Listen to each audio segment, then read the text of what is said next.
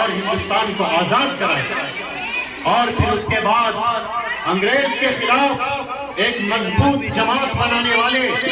انگریز کے خلاف جنگ آزادی کی تیاری کرنے والے شاہ اسماعیل شہید اور سید احمد شہید علیہ الرحمہ ہیں، جنہوں نے پوری کوشش کی کہ انگریز سے اس ملک کو آزاد کرایا جائے، اور آخر سن 1831 میں بالا کوٹ کی پہاڑیوں میں انگریز کے پٹھو، انگریز کے چاپلوس راجہ رنجیت سنگھ کے خلاف جہاد کرتے ہوئے انہوں نے جان شہادت نوش کیا۔ اور جب سن 1857 کی جنگ آزادی ہوئی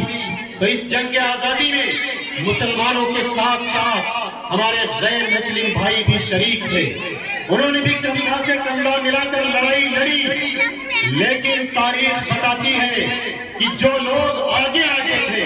جنہوں نے انگریز سے سب سے زیادہ ٹکر لی تھی، جن سے انگریز کانپ اٹھا تھا، تو وہ مسلمانوں کے علاوہ کوئی اور نہیں تھا۔ اس ملک کے مسلمان تھے مولانا قاسم نانوتوی علیہ رحمہ تھے، مولانا رشید احمد گنگوہی علیہ رحمہ تھے، حاجی امداد اللہ مہاجر مکی علیہ رحمہ تھے، مولانا جعفر علی تھانیسری علیہ رحمہ تھے، اور شہید اشفاق اللہ تھے جو آگے تھے، اور ان کے پیچھے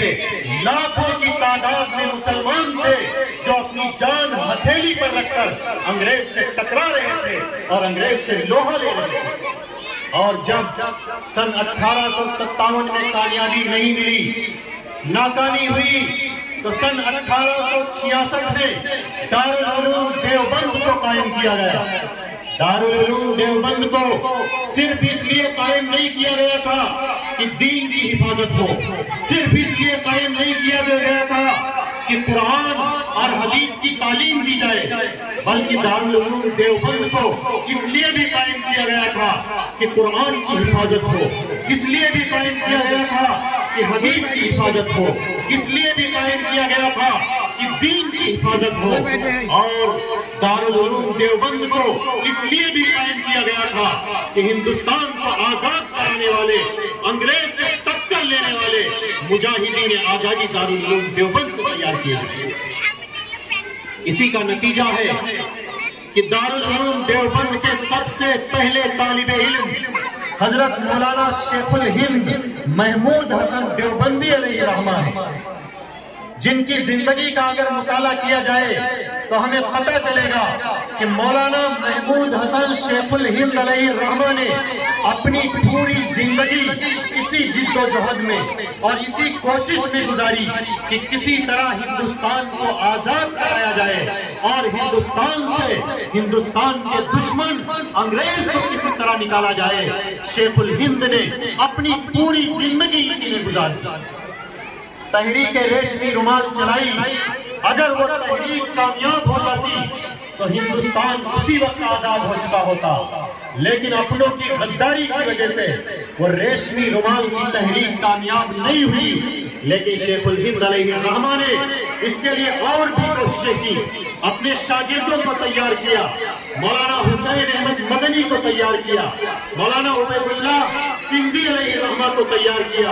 اور مہاتما گاندھی جب انگلینڈ سے آئے تو انہیں آگے لے کر چلے، اور انہیں جنگ آزادی کا ہیرو بنانے والے کوئی اور نہیں بلکہ شیخ الہند مولانا محمود حسن دیوبندی علیہ الرحمہ۔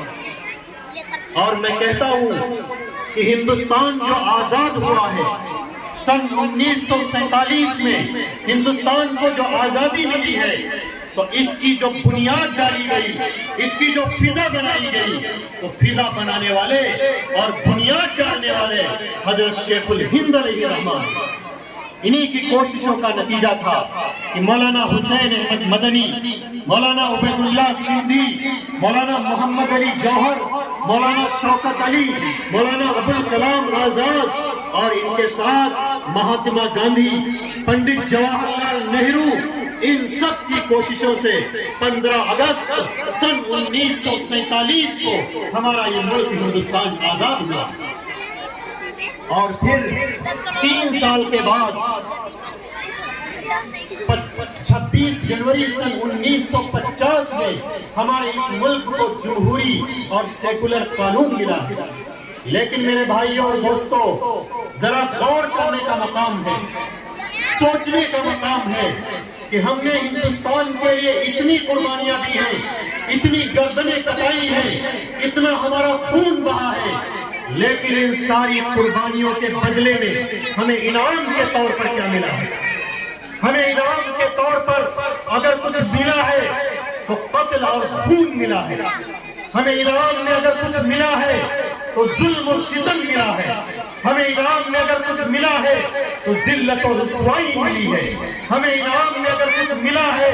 तो हमारे नौजवानों को जेल की सलाखों के पीछे डाला गया है। हमें इनाम में अगर कुछ मिला है तो हमारे उलमा को जेल की सलाखों के पीछे डाला गया है। हमें इनाम में अगर कुछ मिला है तो हमारे हुकूक को छीना गया है, हमारी इज्जतों के साथ खिलवाड़ किया गया है, हमें बेइज्जत, बदनाम और जलील और रुस्वा करने की कोशिशें की गई हैं। सारी कुर्बानियों के नतीजे में अगर कुछ हमें मिला है तो ये मिला। क्या जिन लोगों ने हिंदुस्तान को आजाद कराया था, जिन लोगों ने हमारे इस मुल्क को जमहूरी कानून दिया था, क्या उन्होंने सोचा था कि कभी मुल्क के ये हालात हो जाएंगे? याद रखिए कि जमहूरी कानून और सेकुलर कानून में दो चीजें बड़ी अहम हुआ करती हैं। दो चीजें सबसे अहम होती हैं, एक आजादी और दूसरे बराबरी।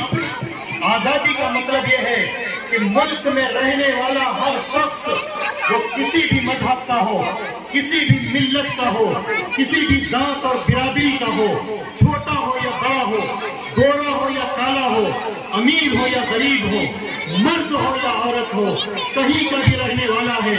अगर वो मुल्क में रह रहा है तो वो हर एतबार से आजाद होगा।